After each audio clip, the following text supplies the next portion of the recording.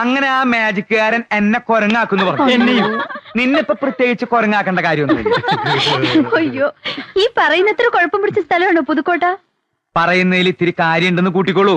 ഈ ഉത്സവം നടത്തണത് എന്നെ തല്ലുണ്ടാക്കാനാ. അതെ, കഴിഞ്ഞ തവണ മാജിക് കാണിക്കാൻ വന്ന ആള് ഒരൊറ്റ മാജിക്കേ കാണിച്ചുള്ളൂ. ബാക്കി മാജിക്കൊക്കെ പുതുക്കോട്ടക്കാരുടെ ശരീരത്തെ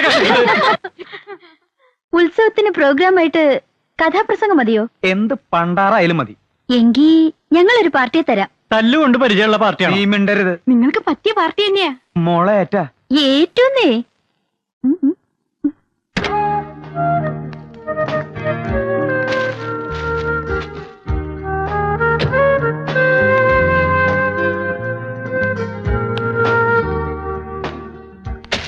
ആ 100 ആയിസ ഗീതുമോളുടെ കാര്യം പറഞ്ഞ് ദേ നാവിടുത്തേ ഉള്ളൂ. എന്താ ഒരറിയിപ്പും ഇല്ലാതെ പിള്ളച്ചേട്ടനും കുഞ്ഞീഷനും പെട്ടെന്ന്? ഉത്സവത്തിന് പ്രോഗ്രാം ബുക്ക് ചെയ്യാൻ വേണ്ടി വന്നതാ. അപ്പൊ ഗീതുമോൾ ഇന്ന് കണ്ടിട്ട് പോവാന്ന് കരുതി വന്നേ. ചേട്ടാ, പിന്നെ ഞാൻ വന്നത് ഉത്സവത്തിന് ഗീതുമോളെ ക്ഷണിക്കാനും കൂടി വേണ്ടിട്ടാ. ഇത്തവണ നിർബന്ധമായിട്ട് വരണമെന്ന് പറയാൻ പറഞ്ഞു. 2 കൂട്ടരും പറഞ്ഞു. മാടശ്ശേരിന്നും പാലത്തറയെന്നും പ്രത്യേകം പറഞ്ഞയച്ചതാ. ഞാൻ വരുന്നില്ല. വന്നിട്ട് എന്തിനാ? അതിന്റെ പേരിൽ തല്ലും വഴക്കം ഉണ്ടാക്കാനല്ലേ? ഒന്നും ഉണ്ടാവില്ല. ഒക്കെ ഈ പിള്ളച്ചേട്ടൻ നോക്കിക്കൊള്ളാം. പിന്നെ ഈ ഉത്സവത്തിന് മോളുടെ അച്ഛൻ എത്തുമെന്ന് പറഞ്ഞിരിക്കല്ലേ. വിഷമിപ്പിക്കാൻ വേണ്ടി പറഞ്ഞതല്ല. അറിയിക്കേണ്ടത് അറിയിക്കാതെ പറ്റില്ലല്ലോ. തമ്പി അദ്ദേഹം ഉത്സവത്തിന് എത്തുന്ന അറിഞ്ഞോടെ അവിടെ പോലീസുകാരുടെ ഒരു ബഹള. പാലത്തറയിലും മാടശ്ശേരിയിലും ചില ഒരുക്കങ്ങളൊക്കെ നടക്കുന്നുണ്ട്. തോക്കും നാടൻ ബോംബും ഒക്കെ കരുതുന്നുണ്ടെന്നാണ് അറിഞ്ഞത്.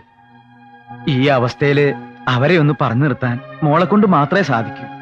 അതുകൊണ്ട് കൂടി പറയാ, മോള് വരണം. വന്നേ പറ്റൂ.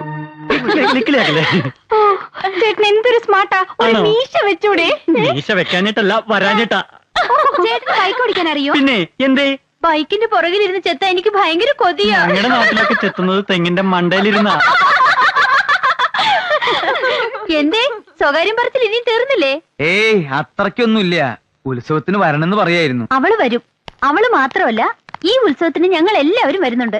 അപ്പോഴേ അടുത്ത് വേറെ കോളേജ് ഉണ്ടെങ്കിൽ അവിടുത്തെ പെമ്പിള്ളേരും കൂടി വിളിച്ചോ. ഉത്സവം ആകെ ഒന്ന് കൊഴുക്കട്ടെ. കുഞ്ഞുഷ്ണ, നിന്നെ അധികം നേരം ഇവിടെ നിർത്തണില്ല. നിന്റെ ഷുഗർ കൂടും. അപ്പൊ വരട്ടെ. പിള്ളച്ചേട്ടൻ നേരെ നാട്ടിലേക്കല്ലേ? അല്ല, ഇനിയും കുറെ കലാകാരന്മാരുടെ തല്ലും തൊഴിയും കൊള്ളാനുണ്ട്. ഇതെന്റെ ജാതകത്തിലുള്ളതാ. അല്ല, സാറ് വരണില്ലാവോ?